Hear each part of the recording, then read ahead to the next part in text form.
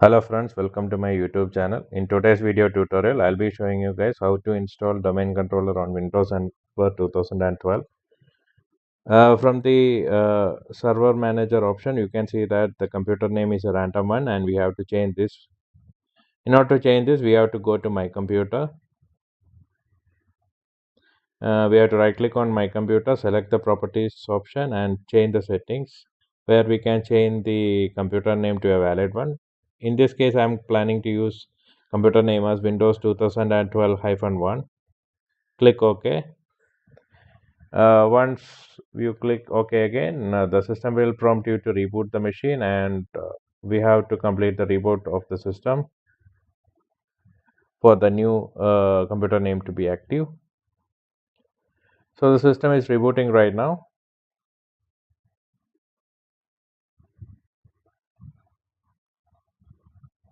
In order to log in, we have to press Ctrl Alt and Insert and give the password of the user administrator.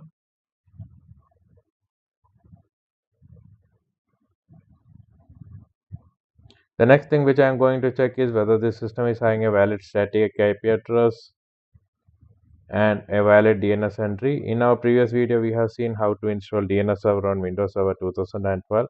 So in this case, we will be going to add features for domain controller related things. We'll be selecting the local server and selecting Active Directory domain services option and adding this particular feature. Click next, and we have to go with the installation.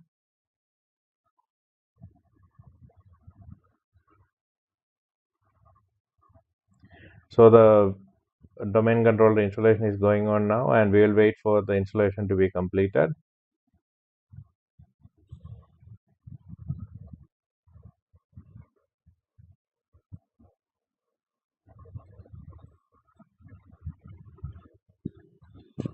So you can see that the domain controller installation is complete now. So the next thing which we are planning to do is to promote this particular server to a domain controller.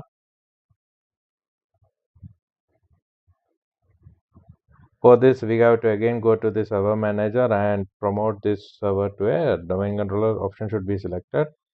Since we are not having any for us, we'll be creating a new for us as well as a root domain name. We'll be using the root domain name as ABC local. You can use anything as per your wish. You can even add this domain to existing for us if you have any. So all three options are available for you. You have to use according to your environment. So we are waiting for this particular screen options to be completed and move to the next screen. So here we are supposed to select the forest functional level as well as the domain functional level. If you are having say some old servers like Windows Server 2008 or 8R2, in that case we have to lower the forest as well as domain functional level. The second option is to specify domain controller capabilities that you have to set according to your environment requirements. And the third option is very important, that is the DSRM or DSRM or directory service restore more password. This is required when you are recovering a active directory domain if it fails or it's having any issue.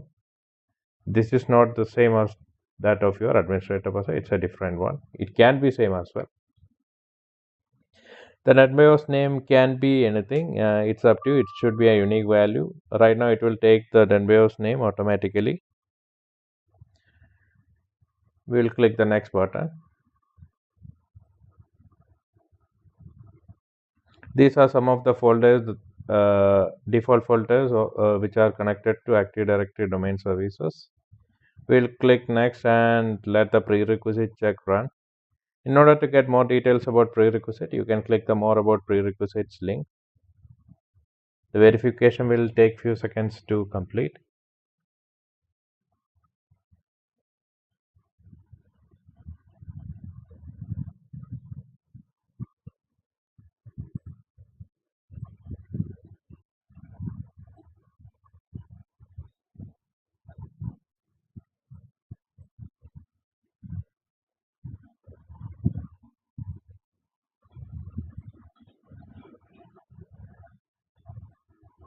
So now you guys can see that all the prerequisites are met, and we'll click the install button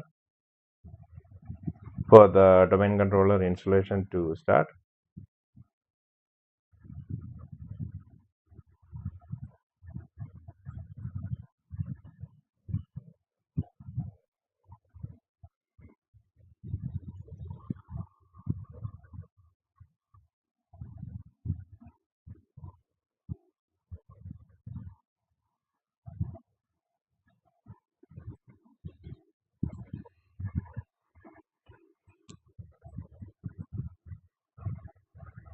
So the domain controller installation is complete, and the system will automatically reboot now to convert the system to a domain controller. And during the reboot, many system files will change accordingly.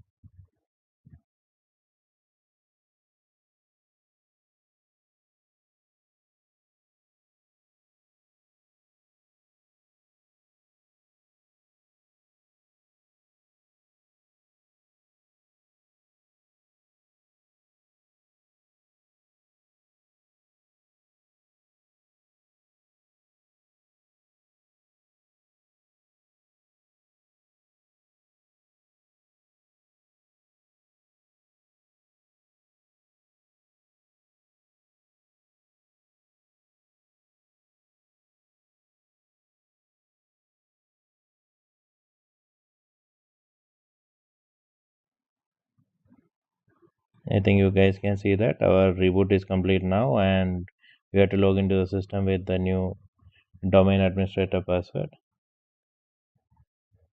The next thing which we are going to do is to check the DNS entries by going to the DNS manager. We have previously defined some forward and reverse lookup zones, and we have to verify what exactly are the changes that happened over there. Within the DNS manager, you'll get an error telling that one particular server could not be contacted. This is because this particular server only we have renamed and given a new name. So that is the error that is happening over there.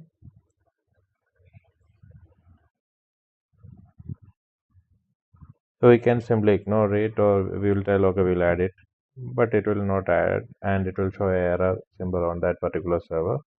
We'll check the forward and reverse lookup zones. Here I think you can see one wrong server entry is there. You can simply right click and delete it, or you can click the close symbol on the cross symbol on the top.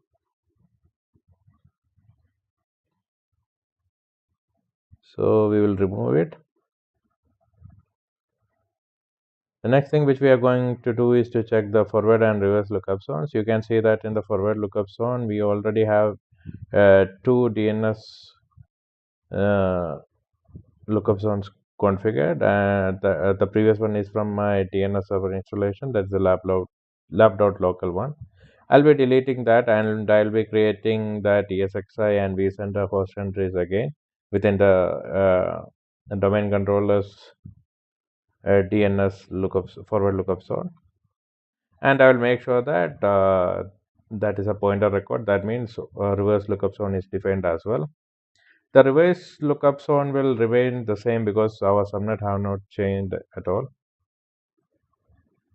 Just because of that. I hope this particular video was really informative for you guys. If you like my video, please like and subscribe to my channel and click the bell icon for the latest uploads.